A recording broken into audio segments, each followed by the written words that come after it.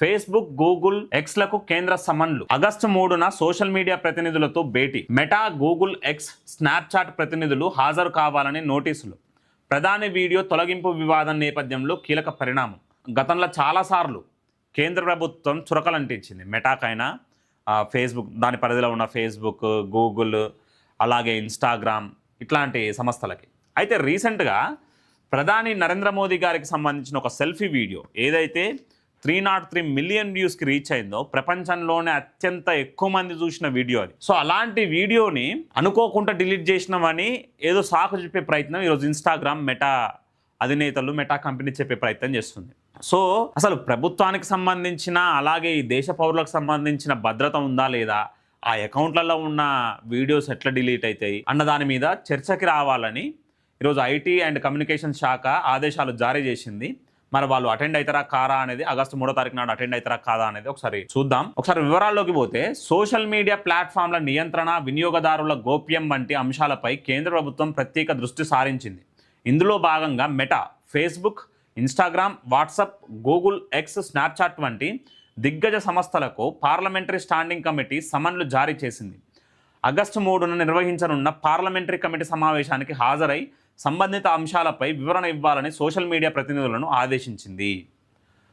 So ఇది వీళ్ళు అసలు గోప్యత ఉందా లేదా అనేది కూడా ఒకసారి చర్చించాలి. అసలు ఆ వీడియో డిలీట్ కావడం ఏందండి, ఒకసారి ఆలోచించాలి.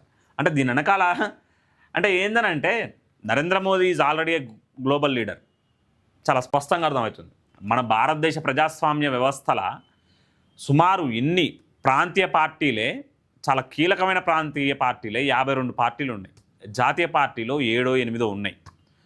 గుర్తింపు పొందిన పార్టీలు 2000 నుంచి 3000 పార్టీలు ఉంటాయి.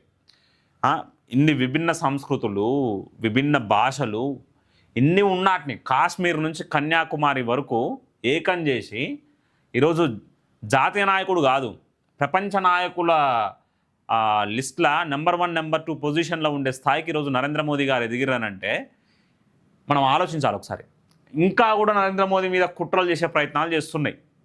వీటి వెనకాల తప్పకుండా ఈ పాశ్చాత్య దేశాలకు సంబంధించిన అధినేతలు ఉంటారు. వాళ్ళు ఉండకుంటే ఏముండరు. ఎందుకంటే మోదీకి ఎక్కువ ఫేమ్ వస్తుందన్న విషయం తెలిసిందేనా.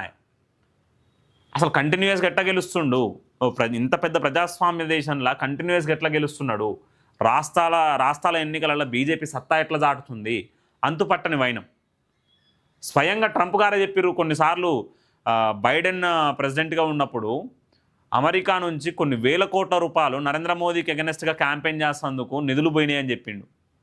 అంటే చూడండి, డీప్ స్టేట్ ఎట్లా ఇన్వాల్వ్ కావాలని చూస్తున్నది, డీప్ స్టేట్లో భాగంగా వ్యవహరిస్తున్నది సోషల్ మీడియా. ఆల్గరిథం ఎట్లా సెట్ చేస్తున్నారు. అసలు మూమెంట్ జరిగినప్పుడు ప్రపంచం మొత్తం ఎందుకు మాట్లాడుకున్నది, అది చాలా చిన్న మూమెంట్, ఎవరి మీద ఎక్కువ దాడులు జరగలే, ఒక్క ప్రాణ నష్టం కూడా జరగలే.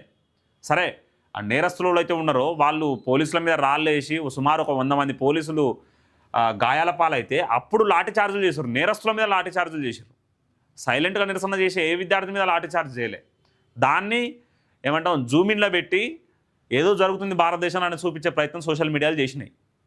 ఈరోజు కేంద్ర ప్రభుత్వం కూడా ఆలోచిస్తున్నట్టు తెలుస్తున్నది. చైనా మాదిరిగా సొంత సోషల్ మీడియా ఏజెన్సీలు, సొంత సోషల్ మీడియా యాప్లు ఉంటే, సాఫ్ట్వేర్లు ఉంటే అసలు వీళ్ళ గురించి ఆలోచించాల్సిన పని ఉండదు కదా.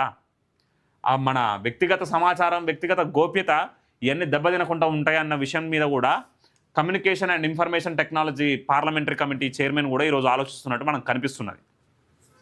ఒకసారి చూద్దాం.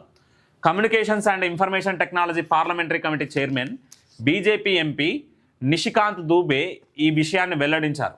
ఈ సమావేశానికి టెక్ కంపెనీల ప్రతినిధులతో పాటు కేంద్ర ఎలక్ట్రానిక్స్, ఐటీ మరియు హోంమంత్రిత్వ శాఖల ఉన్నతాధికారులు కూడా హాజరై కమిటీకి వివరాలు సమర్పిస్తారని ఆయన తెలిపారు.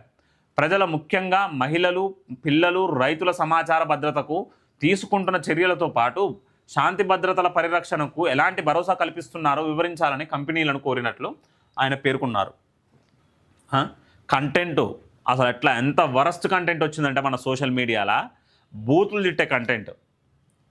అది పార్టీలు ఏయైనా కానివ్వండి, బూతులు తిట్టడం ఏంది, ఆ బూతులు పెట్టిన కంటెంట్ని వీళ్ళు మానిటర్ చేయకుండా ఆ సోషల్ మీడియా యాప్లలో ఉంచడం ఏంది. మరి సమాజాన్ని ఎటువైపు తీసుకుపోదాం అనుకుంటారు. ఇటీవల పరీక్ష పత్రాల లీకేజీ సంస్కరణలపై ప్రధాని నరేంద్ర మోదీ మాట్లాడిన వీడియోను ఫేస్బుక్ అని చెప్పారు ఇక్కడ, ఫేస్బుక్, ఇన్స్టాగ్రామ్ కూడా కొద్దిసేపు తొలగించడం వివాదాస్పదమైన సంగతి తెలిసిందే. ఆ తర్వాత సాంకేతిక లోపం వల్లే ఈ పొరపాటు జరిగిందని మెటా వివరణ ఇచ్చింది. ఈ వివాదం మరియు విద్యార్థుల నిరసనల నేపథ్యంలో సోషల్ మీడియా వినియోగంపై విస్తృత చర్చ జరుగుతున్న తరుణంలో పార్లమెంటరీ కమిటీ సమన్లు జారీ చేయడం ప్రాధాన్యత సంతరించుకుంది. సో చూద్దాం ఏం జరుగుతుందో, ఆగస్టు 3వ తారీఖు నాడు ఏం జరుగుతుందో చూద్దాం.